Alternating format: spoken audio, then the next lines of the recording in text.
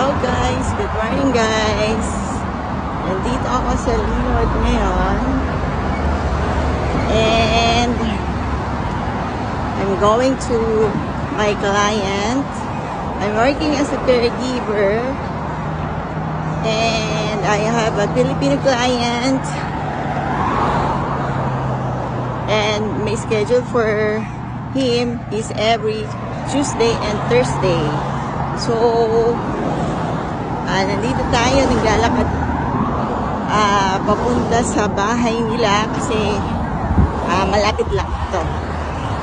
So, nilalakad ko lang for about 10 minutes. Okay, so ganito dito sa US. Sobrang init na kasi summer na. So, may dala-dala akong payong.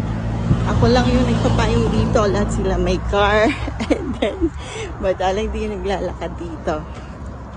Pero, na-enjoy ko kasi everyday, kailangan kong maglakad. Exercise. And enjoy naman ako sa ginagawa ko. Okay. Have a good day.